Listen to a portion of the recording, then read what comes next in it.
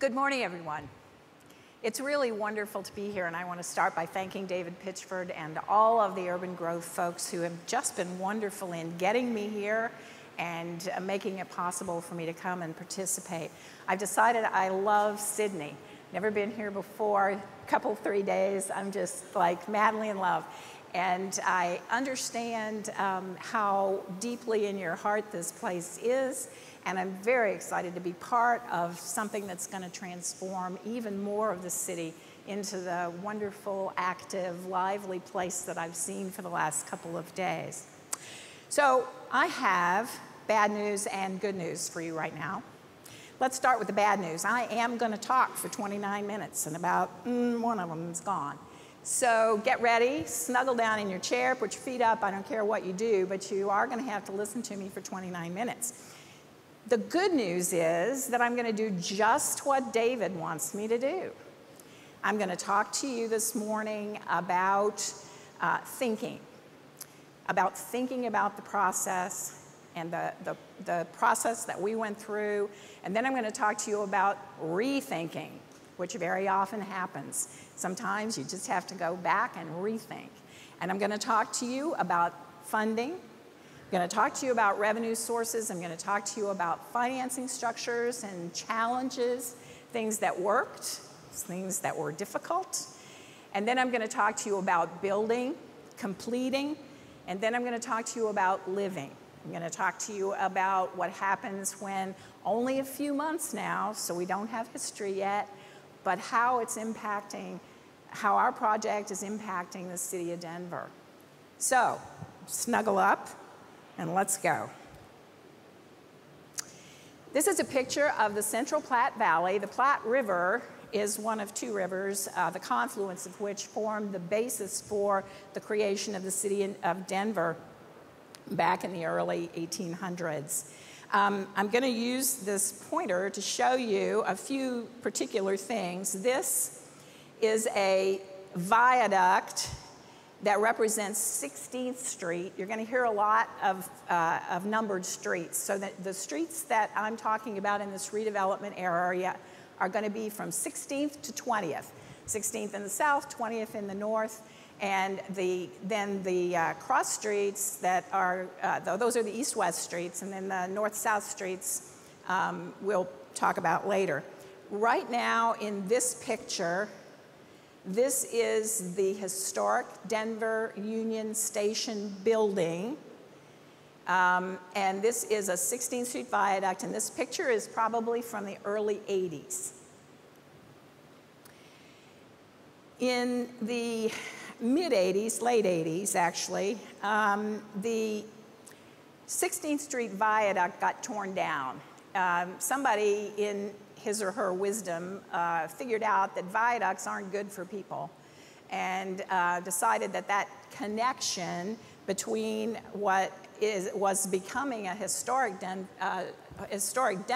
district at that time and the residential area over here that is topographically lifted and so creatively called the Highlands, that connection could be done with an underpass at 15th. They removed the viaduct, and as luck would have it, the train companies, like God in the United States, by the way, given the gift of all power in 1860-something and having kept it ever since, the train companies decided on their own that they wanted to consolidate. So they consolidated their operations into a main line, one main line, and the rest of this sort of rail yard was abandoned, basically. During the course of the next few years, several developers assembled properties, thought about new buildings. You can see in this picture a new, it's called the Glass House. It was an apartment building that sort of went up, and then the city, together with those developers, started developing a couple of parks. This is a river, the South Platte River, hence the Central Platte Valley. And there was another park over here and some public housing over here. And the CML remains important as a boundary. And again, over here we now have a red star, so it makes it easier, the Denver Union Station building. Now, this is what we're doing, have done now, the yellow piece, and I'm not going to go into detail about that right now, but I'm going to move on to talking about the DUS site. The site itself is 19.5 acres. It encompasses the historic building itself, as well as 5 development sites. So, originally, there were 4 partners who came together to try to do something important with that site. And those partners were the Regional Transportation District, which is an 8-county district, including Denver, the City and County of Denver, the Denver Regional Council of Governments. That's a municipal planning organization, an MPO. I don't know if you have those or not. They sort of funnel federal money, basically, in the United States. Colorado Department of Transportation, and then after a search for a master developer and a competition, our new private partner, the Union Station Neighborhood Company. For those of you who know, that consortium was made up of East-West Partners and Continuum LLC. And somebody talked to me yesterday about Continuum. I think there's somebody here who knows them.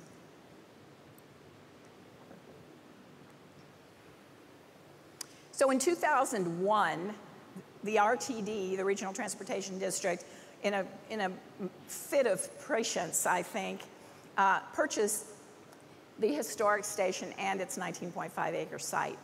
They didn't have anything to do with it. They didn't know what they were going to do with it. They didn't know anything about what they were going to come up with later on. They just knew that if they didn't buy it, it was going to get torn down. And so they bought it. And they always say they bought it. I give them that because they instigated it, but the city contributed half the cost. It was a total of about $50 million. And a master planning process ensued.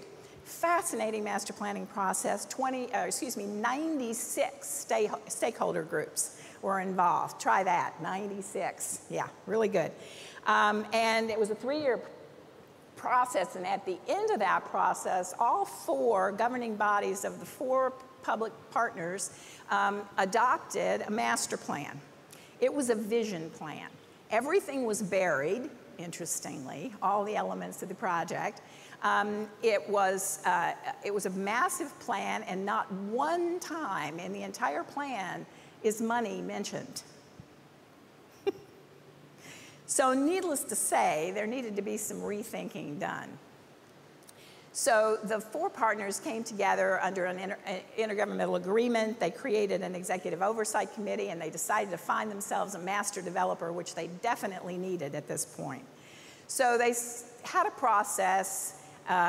11 companies or consortiums actually bid to do the master development work.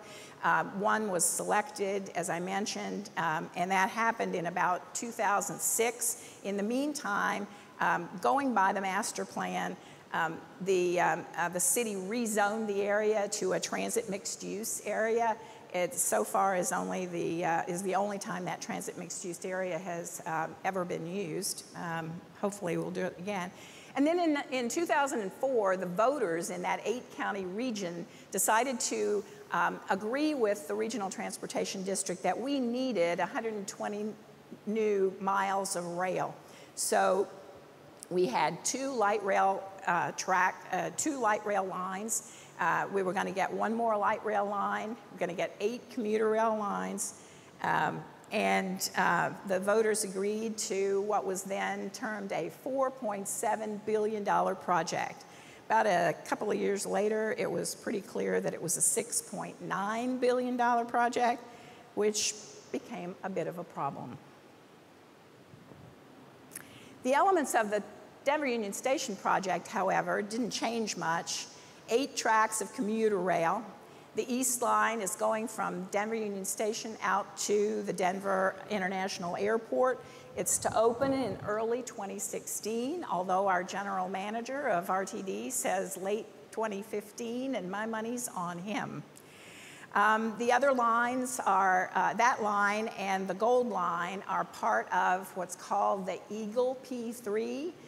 I know that I have an investor in the audience in the concessionaire with that public-private partnership. Anybody else ever heard of the Eagle P3? It is a public-private partnership for real, a standard PPP with the concessionaire agreement, availability payments and so forth. And it's the first transit one in the United States as far as I know. So we now have 3 tracks of LRT, and we have a 22-bay regional bus facility. That regional bus facility uses about 16, the regional buses use about 16 of those bays, and 20 of them, the rest of them are for a commercial circulator and some commercial bus opportunities that I'm sure someone will take up on, and then a few other elements, and public realm, which has been very important in what happens at DUS. Here's a project cost summary. It's basically about a $500 million project. And you can see that the regional bus facility was the greatest cost. That's because it actually did end up getting buried, and I'm going to tell you how. And it was a very expensive piece, and one of my city council people said to me one time in a public meeting, "Now, explain to me why the city is building RTD a bus station." So in 2006, we selected the developer. 2007, the design was refined. By that time, the design refinement had resulted in a totally different master plan, the rethinking part that I was talking about earlier, and we realized that we needed to do a supplement to the master plan that had been adopted by all of those governments. So we created a supplement that shows the actual plan as it has been built now. And all 4 governments, once again, did formal processes to adopt those, to adopt that one master plan. So real collaboration in the area. Now, again, this is the DUS site. The master developer that we selected just happened to own a lot of the land in the Central Platte Valley, which turned out to be pretty lucky because we didn't have room on the 19.5 acre site for all of those elements that I just went through. So what we ended up doing, RTD bought from the master developer a piece of this site back here and created the light rail terminal about what amounts to about 2 blocks from the historic station.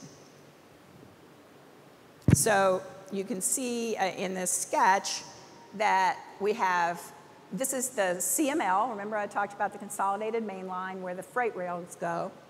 And right out there on this property that RTD bought from the developer, we put the light rail terminal, the commuter rail terminal with 8 tracks is here. This is the building, again, the historic building.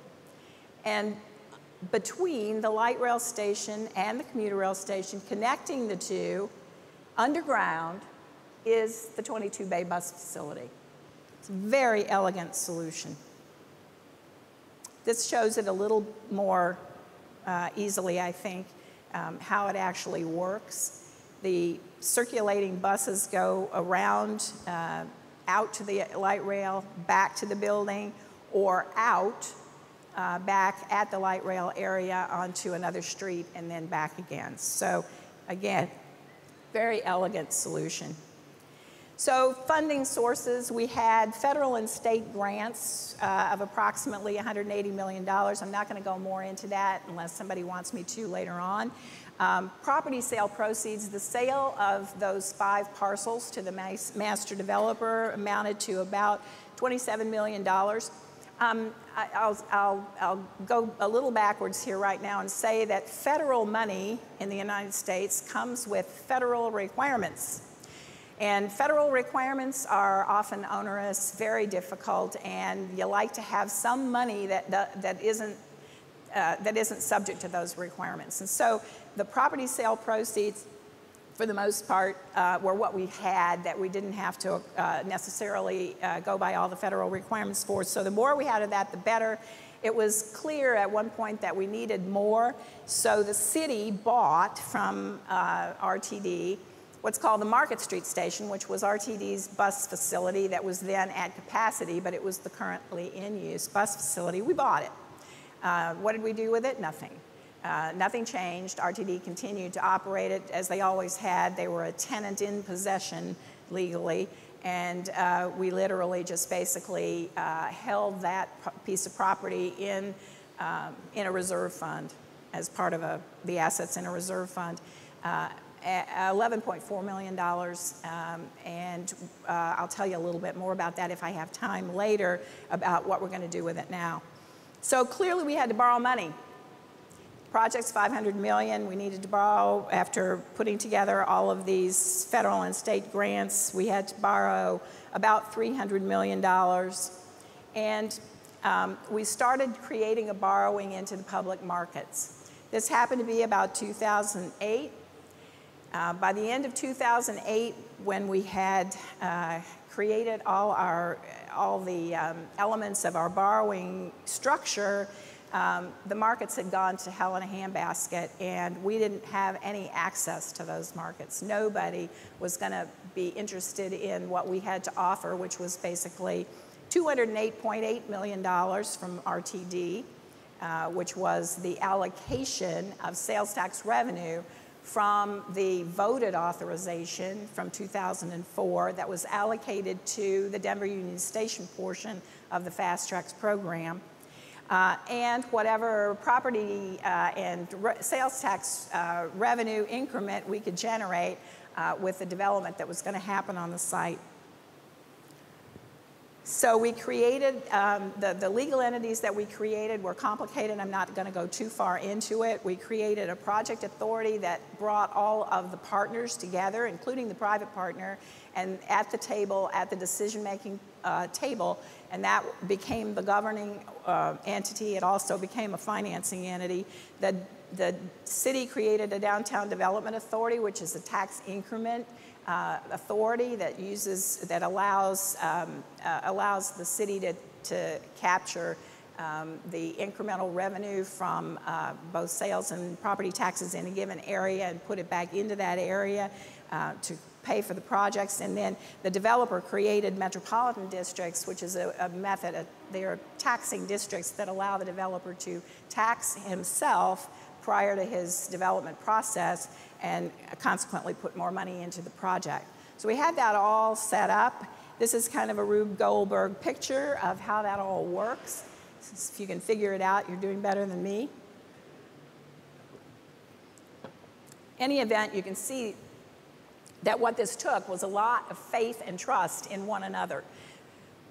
The City and County of Denver City Council took 13 separate formal actions in order to create the structure to do this borrowing, and they did not have a single iota of proof that there was ever going to be a project at all, much less any money generated from it. So I'm big on collaboration and partnership and people trusting one another in these kinds of deals. This will show you how all that structure actually works. We have, this is the yellow is obviously the Denver Union Station site that I've showed you about 14 times. The red outlines the DDA, the Downtown Development Authority. This is the area of about 40-some acres within which all of the taxes that are levied by the city, the school district, other districts like the Urban Drainage District and so on, all of those taxes were set at a base in 2008, the end of 2008, and all of the increment the increase in both those revenue sources are pledged to the Denver Union Station project for the next 30 years. And this is the Market Street Station, which I told you about, which is RTD's bus station, which is now closed, and the city's using it for valet parking right now, underground valet parking for downtown, which there are many people who would like to keep it that way, but it will be sold for development. And again, I don't have time to talk to you about that right now, but I will talk to you about it later in panel or wherever you want. And so those are the areas in which we're collecting monies from whatever actually gets built there. So what did we do when the markets turned on us? We went to the federal government. There's a program called the Transportation Infrastructure Finance and Innovation Act, TIFIA, and there's a program called the Railroad Rehabilitation and Improvement Finance, RIF. And we went to both of those programs. The programs had never worked together before. They're both programs of the U.S. Department of Transportation. Does that surprise anybody? Never had worked together. The RIF program was set up in 2001 with $38 billion, and it had loaned in 2009, when we were first beginning to talk to them, less than $1 billion. It had all of the loans that they had made had been to freight railroads, and they had all been secured by rusty old rail. And these people did not have a clue about what a property tax revenue stream was. They did not understand anything about governmental finance, and let me tell you, it was a treat. The TIFIA people, on the other hand, had loaned to governments. That's what they were there for. They were basically a lender of last resort. They were used to being a subordinate lender. They could only lend at that time, they've changed now, but at that time they could only lend up to 1/3 of the cost of any given project. So we obviously had to work with both of them, and anyway, so that's where we were. I can tell stories all day long about what we ran into there and would love to, but given that this is an international summit and that you probably don't have to work with the US federal government, I'm probably going to waste your time if I do so. They're just good stories. So we had, remember, $208.8 million from the Fast Tracks program. We had been using that money to fund early items on construction, to basically get ourselves going, keep ourselves going for a while. So we ended up with about $165 million of that money left. We decided that the best use of that money was as a financing component, so we basically annuitized it. We talked RTD into doing so at their regular borrowing rate, which at the time was about 5.6%, as I recall. Yeah, that's what my slide says. And so we basically pledged that money to the senior debt. Turned out that because of a very weird quirk in the law, which again, I'm not going to bother you with, although another great story, the TIFIA program had to become our senior lender rather than our subordinate lender, which meant that poor RIF, never having loaned to a government before, didn't understand the revenue stream that was being pledged to them, a projection of a non-existent revenue stream actually, and they're now going to be the subordinate lender rather than the senior lender. So again, lots of good stories to be told about that. But that the senior debt does have an actual pledge of $12 million annually from RTD, from the voted authorization. So it's really safe, secure investment, whereas the subordinate indebtedness to RIF is where all of the risk really is. The upshot of all of the risk that I'm talking about is that the city and county of Denver had to go a bit further than we had even thought we would have to do, and we did do a moral obligation. We did do a contingent commitment to support a shortfall in the event there should ever be a shortfall of revenue to up to $8 million a year for 30 years. So we have that in abeyance. But I will tell you that what has happened down in the Central Platte Valley is absolutely astonishing. By the time we closed the loans in 2010, we were already 15% ahead of the projections on revenue creation for revenues available for debt service. And today, we're running at about 23% ahead of the projections that had been made by CB Richard Ellis in terms of anyway, we opened the transportation part of the program in May of 2014, and and the historic station itself, I haven't really talked about the building. That's really a private project. RTD gave that on a 99-year lease to a private company. They spent about $50 million turning it into a hotel. It's the most fabulous thing you've ever seen. If you go to Denver, stay in the Crawford Hotel because you'll be staying in the historic station. And it's really, in and of itself, that has just meant an amazing amount of revenue generation. This is just a quick piece to tell you that at the time we opened, we had 16 buildings in the Central Platte Valley within the DDA generating revenue that comes to us for this project, and they were either up or had good sound construction starts. Today, most of them actually are finished.